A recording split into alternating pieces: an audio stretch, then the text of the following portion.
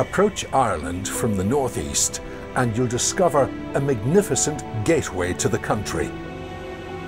The enormous sea inlet Lough Foyle. This bay is nearly 30 kilometres long and 10 kilometres at its widest point. To starboard, the Inishowen peninsula and the hills of County Donegal. Nestling on the shore, the town of Greencastle, with its Martello fort built to stop Napoleon from invading.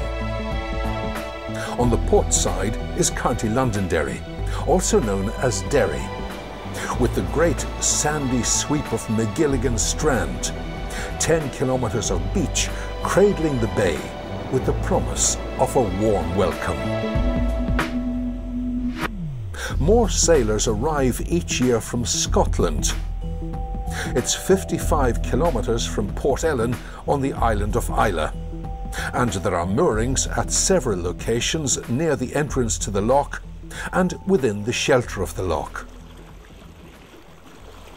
A few hours' sail takes you to the city of Londonderry, or Derry, with its city centre pontoon marina. A short walk takes us to the city's historic walls and these reminders of ancient battles. There's a wide range of lively shops to visit. There are plenty of restaurants offering delicious local produce. In the pubs, you'll find evidence of Derry's famous tradition of music making.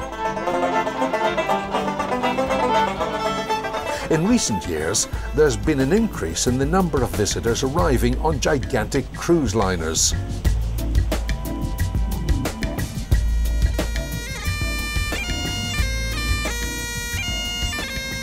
Indeed, it was Derry that led the way in attracting international liners to Northern Ireland.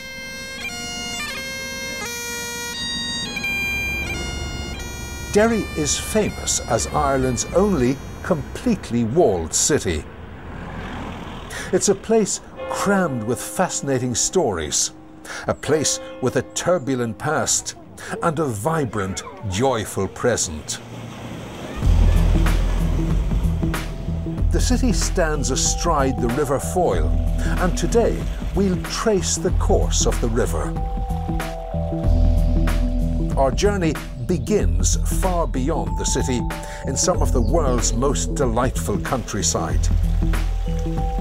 We've travelled more than 60 kilometres south into the Sperrins Mountains.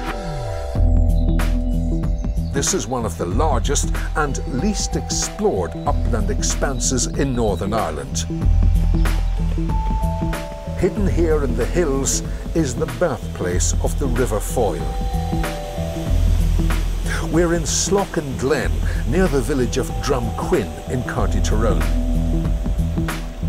This stream will soon become the Fairy Water River, gathering power as it starts to thunder through the hills towards the sea. This is one of a vast network of streams and rivers coursing through the glacial valleys of the Sperrins. There's the Owen Calloo, the Clockfin, the Camoan,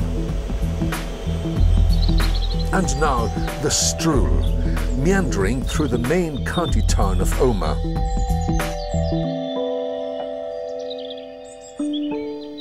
The river's story continues north, with the Strule becoming the Mourne, said to be one of the best salmon fishing rivers in Europe. Finally, near the town of Strabane, the River Finn sweeps in to join the Mourne to form the Foyle, a tidal river along its entire length.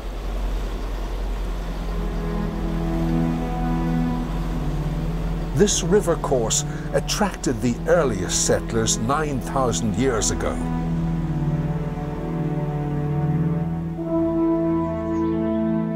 The countryside is dotted with amazing archaeological sites.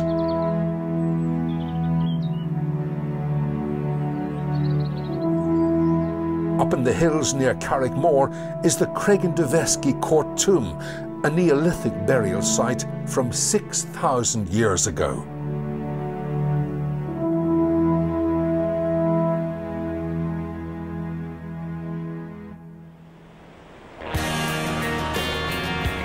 This is a paradise for walkers and cyclists. There are 46 waymarked trails, including substantial treks and short strolls. The Mourne Riverside Walk here at Syon Mills provides a chance to admire this magnificent suspension footbridge. There are 12 well-mapped cycle routes. Plenty of opportunity to enjoy the countryside, listening to little more than the sound of the breeze. Back on the rivers, there's the excitement of whitewater canoeing, or perhaps more leisurely paddling along the quiet stretches.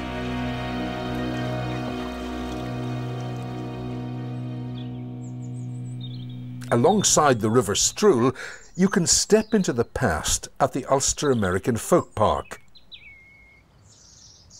This is an outdoor museum with a huge collection of original buildings telling the story of emigration from Ireland to America in the 18th and 19th centuries. You'll see traditional crafts like blacksmithing and spinning. You can also visit a replica of an emigrant's ship. Grim conditions below. But coming back on deck, the same surge of the sea, unchanged through the centuries. With McGilligan slipping behind, we can share the emigrant's dream to return. Again and again.